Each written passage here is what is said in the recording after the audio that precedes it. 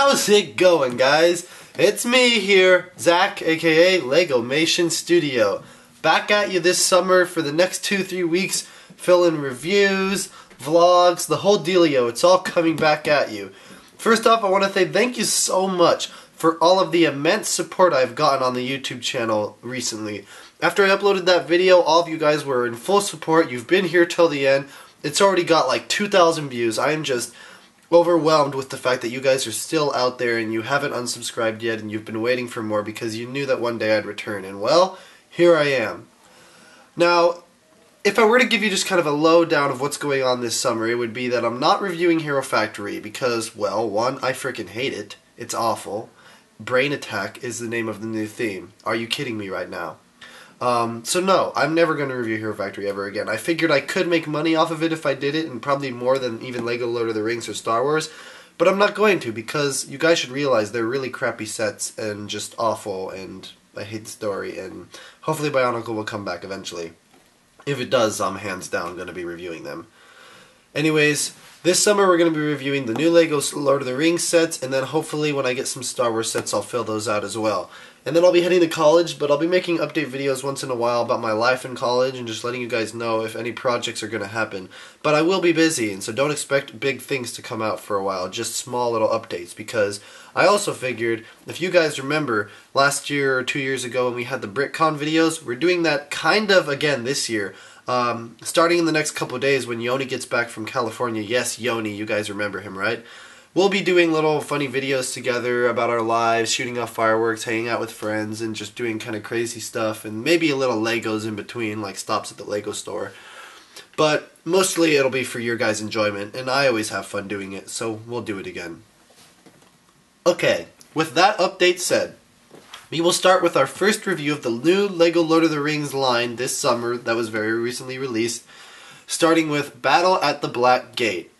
Now, this set, I'm a big fan of Lord of the Rings, obviously, if you don't know already. Like, one of the biggest.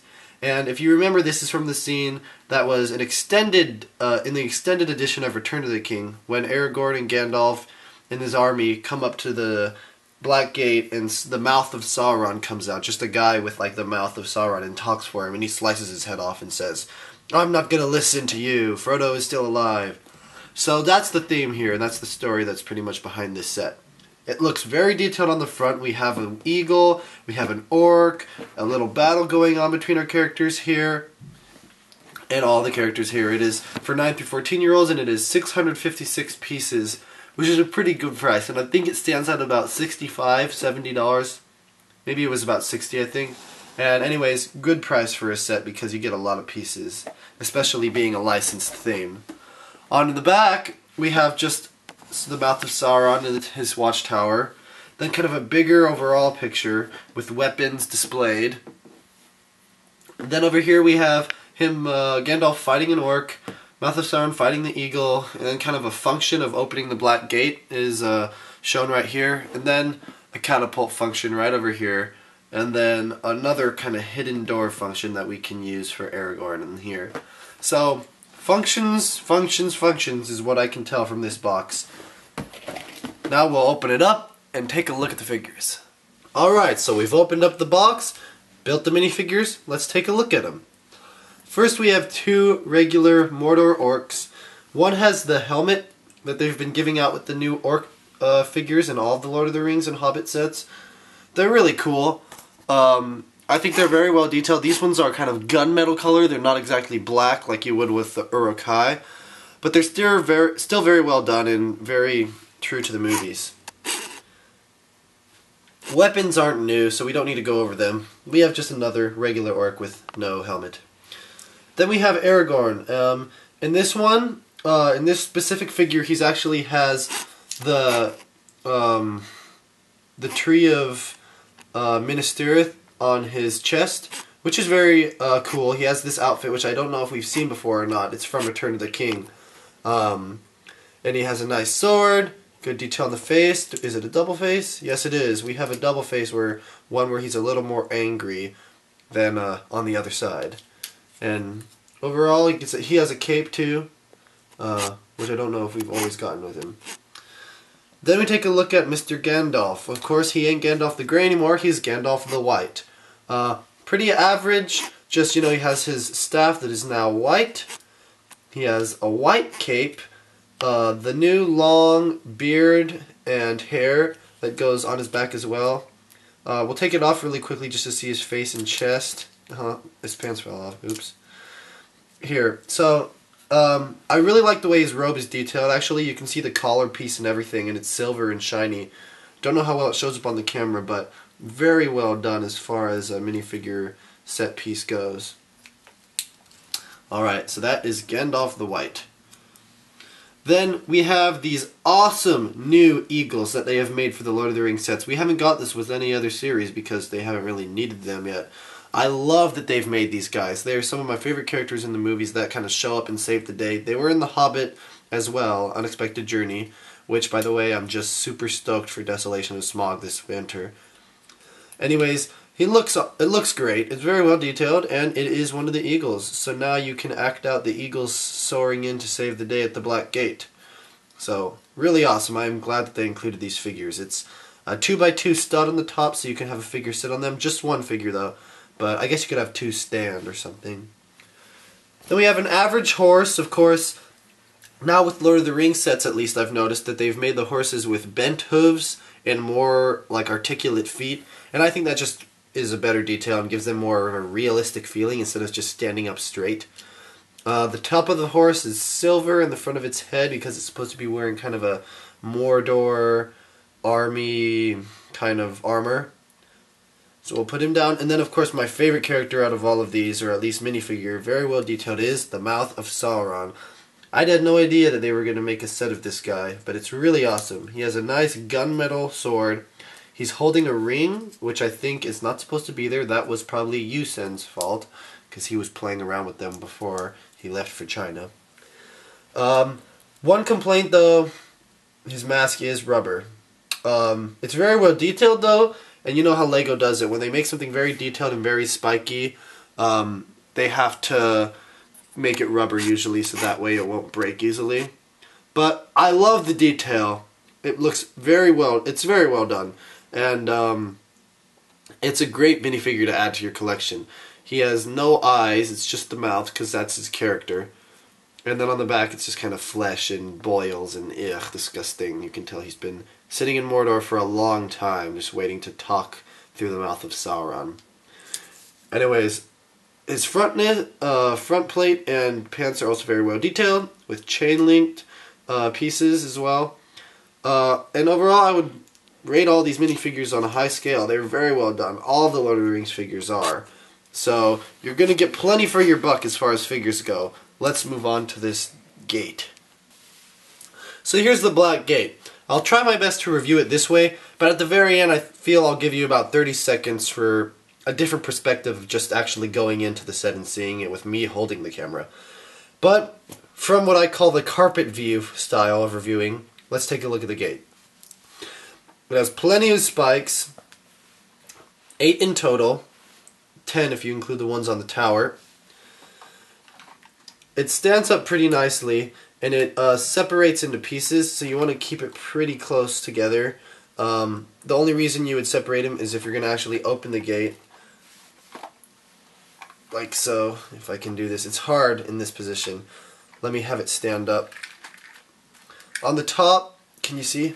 On the top we have flames, we have a skull, some bottle of potion, a barrel, and then the function of shooting catapults, and then another fire. Let me see if I can take this piece off. There. Underneath it, we have a secret room which can be accessed when this door is open. As you can see, there's a function of opening this door from the inside, and it'll open up, and this is like a little hidden room. There's on the back of the actual gate. Here's a nice little view of it. This is the piece that I think is used to open up. If you can see here, can you zoom in there? This is as far as it goes. You twist this and you're actually able to open up the gate. So I like that function. It's awesome. It's kind of barred there. So let's try and open it up. Boom! And the gates open. Whoa. Alright. So, awesomeness overall. Very well. The functions work. Nothing really gets stuck. Let's close the door back. And shut. Great. Okay, so we'll put that aside for now. Let me kind of fix the tower here. Just taking a look at the tower. This is the back. This is how you can see it from the back. Just a regular room. You have catapult pieces inside, little cylinders that you can use to put into the catapult. And some more spikes and weapons. Overall, just a lot of detail. Very well done. Figures can go in them, and I'm sure it'd be fun for playing ability. Alright. Now is the big problem here. Legos snap together. Woohoo. Who knew? Did you know that, Adoya? Did you know Lego bricks kind of just can snap back together? Yep. It's pretty awesome. It's a cool idea. I wonder who came up with that. Probably making a load of money. So that is the full black gate for you. It's kind of falling apart at the angle I have it because I just figured I'd review it like this. Building experience, it was pretty normal. I actually have a lot of fun building the Lord of the Rings sets because they're, you know, the structures are like, they're not like spaceships, right? Like Star Wars, that are very intricate. It's just like tower, start from the ground up, build, make a fence, put it on. I like it. It's like you're building a fortress. There's a lot of nice gray pieces for rocks because, as you know, in Mordor, it's kind of on a cliffside or on a big rocky Mount Doom. So you can tell that they really tried to blend all of that in this set, and it's very well done. So the creators who ever designed this set definitely would be loved to see them make like a Minas Tirith, or I think they're also making a Tower of Orthanc. That's right, Sauron's tower, which I am buying. It's coming. Alright, so here it is. All together, the Battle of the Black Gate, one of the new LEGO Lord of the Rings set from this summer. It has 656 pieces and it stands at $59.99. That's a $60 price tag. If you have the money, if you love Lord of the Rings, I highly suggest it. If you have more money, or if you're planning to save up this summer, I might suggest save your money for like the Tower of Orthanc, Sauron's tower. Or if you're into like boats, the new pirate ship that I'll be reviewing up next. Either way, you could save your money for one of those sets, or if you don't have as much money, you could buy one of the smaller sets as well. I believe the old Lord of the Rings sets are still out. And there are some great ones there. So, I'm finishing up this review. I said I might go in and film at a different angle, but I feel like you guys got a gif of what this set has to offer. If I were to give it a rating out of 10, which I'm going to do now, I'd give it a solid 8 out of 10. Very well done. Could have been a little bigger. But yeah, I would say solid 8 out of 10. Now, I have a quick question before I go in this review. Do you guys care and would you watch reviews of the other Lord of the Rings sets? Because I have a couple. I don't have Battle at Helm's Deep, but I have every other one. So, if I get enough support in the comments, I'll go ahead and review them as well. But for right now, I'm going to stick to reviewing the new summer sets. Maybe The Hobbit as well. I don't know how into Lord of the Rings you guys are. If you haven't even seen the movies, I suggest you go illegally watch them on some website or rent them now, because they are some of the best movies ever made in the history of film. Until next time though, this is LegomationStudio signing out.